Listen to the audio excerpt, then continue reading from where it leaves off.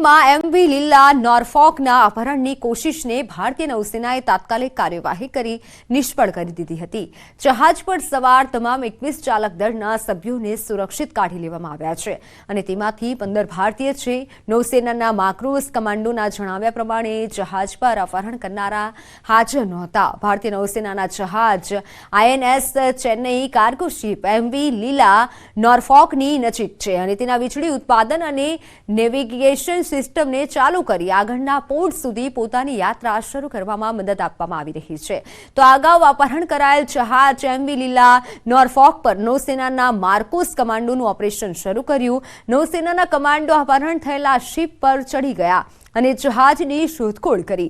નૌસેનાના વોરશિપ અને INS ચેન્નઈએ પોતાની anti પાયરેસ ગસ્તથી હટી અને અપહરણ થયેલા જહાજ એમવી લીલા નોર્ફોકને રોકી લીધું। ભારતીય નૌકાદળે અગાઉ અપહરણકર્તાઓને અપહરણ કરાયેલા જહાજને છોડી દેવાની ચેતવણી આપી હતી। ભારતીય નૌકાદળના યુદ્ધ જહાજે માલવાહક જહાજ એમવી લીલા નોર્ફોકની નજીક પહોંચતાની સાથે જ લૂંટારુઓને એલર્ટ જાહેર કર્યું હતું અને જેથી ગઈકાલે મોડી સાંજે સોમાલિયાના દરિયાકાંઠા નજીકથી અપહરણ કરવામાં આવ્યું હતું।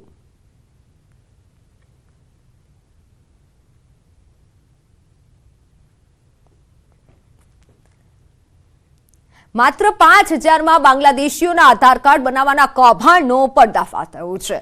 સુરતમાં બાંગ્લાદેશીઓના આધાર કાર્ડ બનાવી આપનારની ધરપકડ કરવામાં આવી। સુરતમાં SOGની ટીમે 9 બાંગ્લાદેશીઓની ધરપકડ કર્યા બાદ ખુલાસો થયો છે।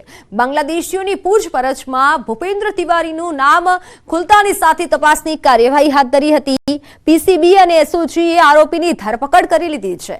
એક બાંગ્લાદેશી વ્યક્તિ એજન્ટને 20,000ની બાંગ્લાદેશી કરન્સી આપી ભારતમાં આવ્યો હતો અને આરોપી ભૂપેન્દ્ર તિવારીને 5,000 આપી બોગસ આધાર કાર્ડ બનાવ્યું હતું। ભૂપેન્દ્ર તિવારી કરીને જે છે એ વ્યક્તિ મળી આવેલી, જે વ્યક્તિએ આ કામના આરોપી જે છે તેનો નકલી આધાર કાર્ડ બનાવી આપેલું હતું। હાલમાં એ ભૂપેન્દ્રની પણ અટકાયત કરવામાં આવેલી છે અને બંને આરોપીઓ હાલમાં પોલીસ કસ્ટડીમાં છે।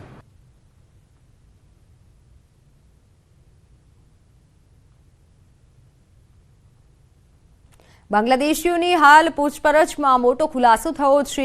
5,000માં બાંગ્લાદેશીઓના આધાર કાર્ડ બનાવાતા હતા। આધાર કાર્ડ બનાવી આપવાના કૌભાંડનો આ ખુલાસો સામે આવ્યો છે।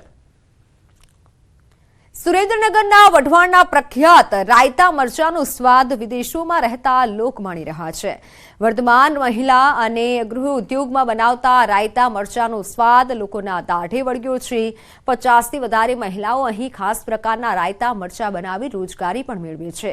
ન માત્ર વઢવાણ કે સુરેન્દ્રનગર પરંતુ દેશ અને વિદેશમાંથી આ મરચાં લોકો મંગાવી રહ્યા છે।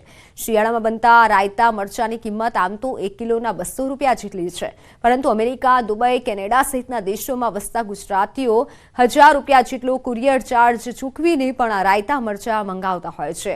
દરરોજ અહીં મહિલાઓ 250થી 300 કિલો મરચાંનું ઉત્પાદન કરે છે।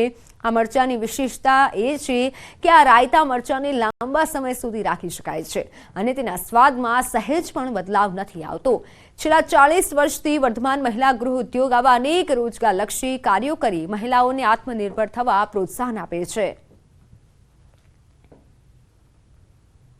આખું વર્ષ આ મરચાંને સ્ટોર કરી શકાય। આખા વર્ષ સુધી એને કંઈ જ થતું નથી, કેમ કે એમાં પ્રિઝર્વેટિવ તરીકે મીઠું અને હળદર ભરીને આખી રાત રાખી મૂકી છે। બીજે દિવસે સવારે એને તડકામાં સૂકવીને કોરા પાડીને પછી એનામાં પ્રોસેસ કરી એને બનાવવામાં આવે છે।